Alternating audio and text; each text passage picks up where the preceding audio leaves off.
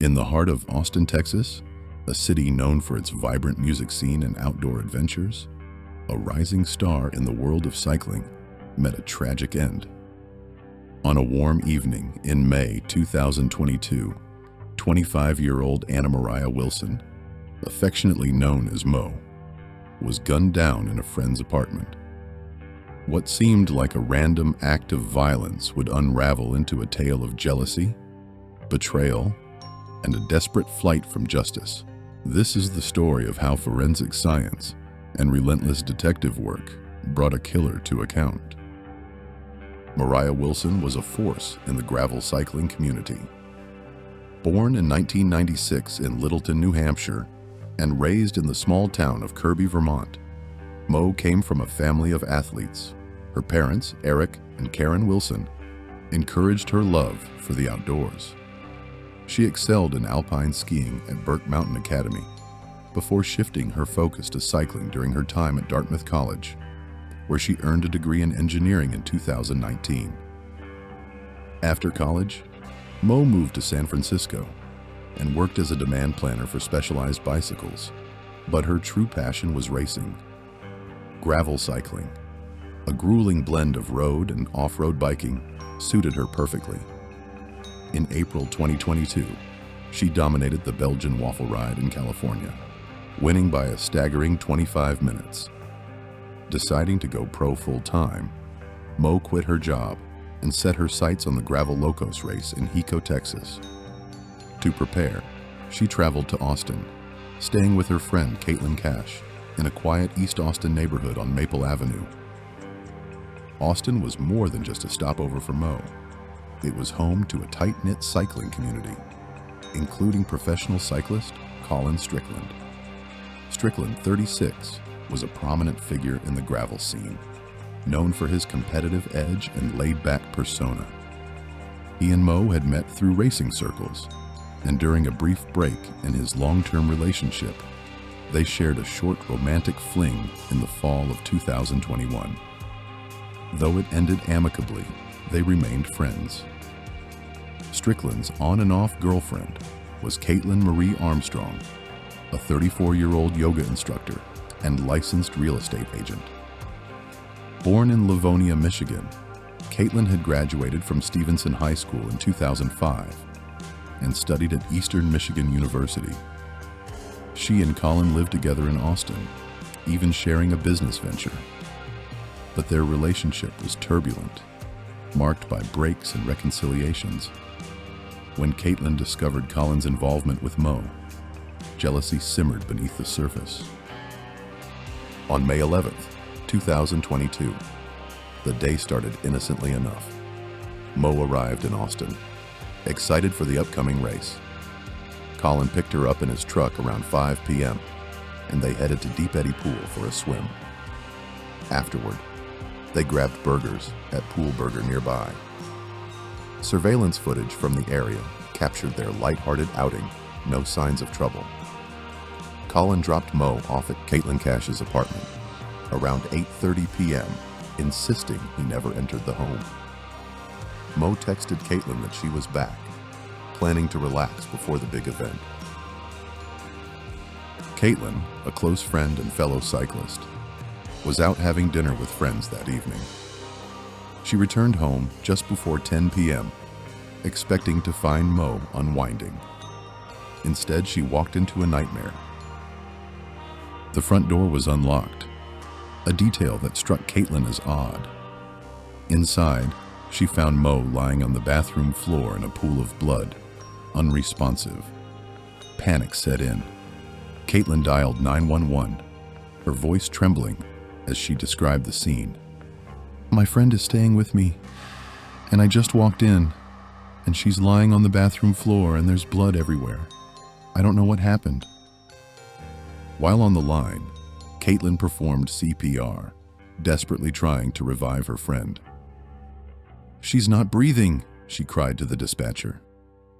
Emergency responders arrived minutes later, but it was too late.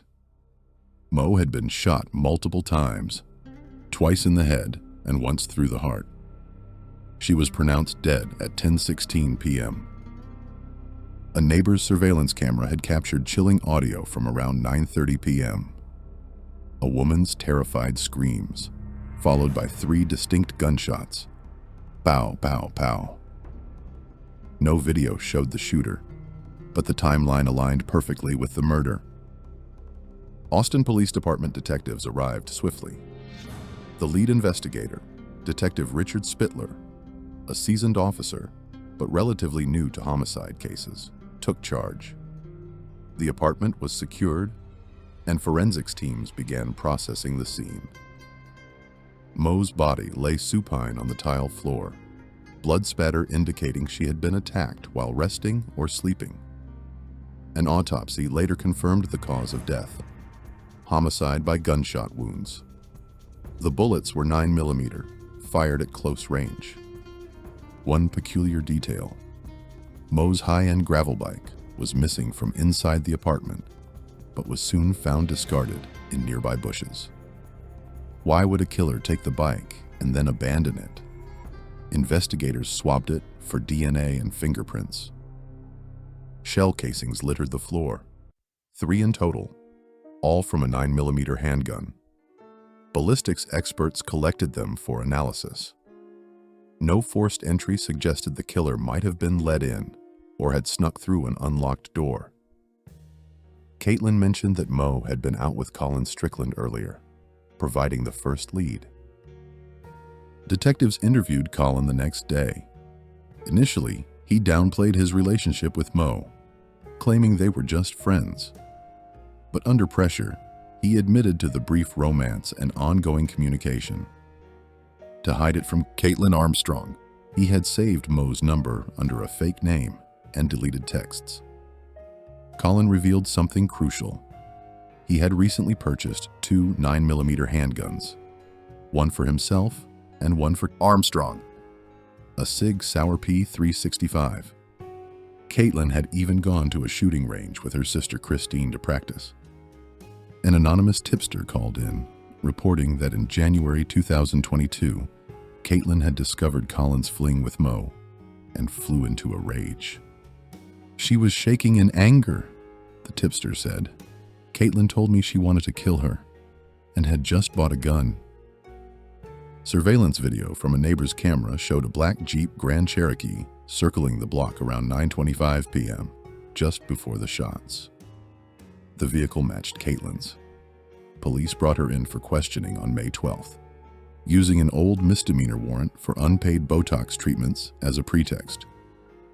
During the interview, Kaitlin appeared calm but evasive. Due to a clerical error in the warrant, a mismatch in birth dates, she was released. Forensic digital analysis became key. Investigators subpoenaed phone records and app data. Kaitlin had been obsessively tracking Mo via the Strava fitness app, where cyclists log workouts. Data showed Kaitlin viewed Mo's profile multiple times in the days leading up to the murder, including 4 times on May 10th. Cell phone pings placed Kaitlin's device near the crime scene that night. Her Jeep's infotainment system confirmed the location through GPS data. Back at the lab, ballistics experts fired test rounds from the SIG Sauer recovered from Colin and Kaitlin's home. The striations on the shell casings matched those from the scene, a significant match according to forensic reports. DNA analysis on Mo's bike revealed a bombshell. Kaitlin's DNA was present, likely from direct contact. How did it get there? Prosecutors theorized Kaitlin touched the bike while fleeing or staging the scene. A friend of Kaitlin's, Nicole Mertz, provided damning testimony. Weeks before the murder, at a local spot called the Meteor, Kaitlin confided her suspicions about Colin and Mo. When asked what she'd do if they dated, Kaitlin replied coldly, "I would kill her." By May 17th, an arrest warrant for first-degree murder was issued, but Kaitlin was gone. She had sold her Jeep for $12,200 on May 13th, flown to New York on May 14th, and then to San Jose, Costa Rica on May 18th, using her sister Christine's passport. In Costa Rica, she assumed aliases like Beth and Ari, cut and dyed her hair brown, and even underwent plastic surgery, including a rhinoplasty, costing $6,350. She attempted to blend in, teaching yoga classes at hostels. U.S. Marshals launched an international manhunt. They placed a fake ad for a yoga instructor on a local Facebook group in Santa Teresa, Costa Rica. Kaitlin responded. On June 29, 2022, after 43 days on the lam, she was arrested at Don John's hostel. Her nose was bandaged, eyes bruised from surgery. She had searched online for ways to evade capture, including, can pineapples burn fingerprints? And tracking phone EMEIs without calls. Extradited to Texas, Kaitlin pleaded not guilty on July 21st, held on $3.5 million bond. But drama continued. On October 11th, 2023, just weeks before trial, she attempted escape during a medical transport, running half a block before recapture. Charges for that were later dropped. The trial began October 30th, 2023, in Austin's Blackwell Thurman Criminal Justice Center, presided over by Judge Brenda Kennedy. Prosecutors Ricky Jones and Guillermo Gonzalez painted Kaitlin as a jealous killer, presenting the forensic trifecta: ballistics, DNA, and digital trails. They played the 911 call and surveillance audio, letting the jury hear Mo's final screams. Colin testified uncomfortably, admitting his deceptions. Kaitlin Cash recounted her horror. Forensic experts detailed the evidence. The casing match had a probability of error lower than 1 in a quintillion. DNA on the bike was 99.9999% likely Kaitlin's.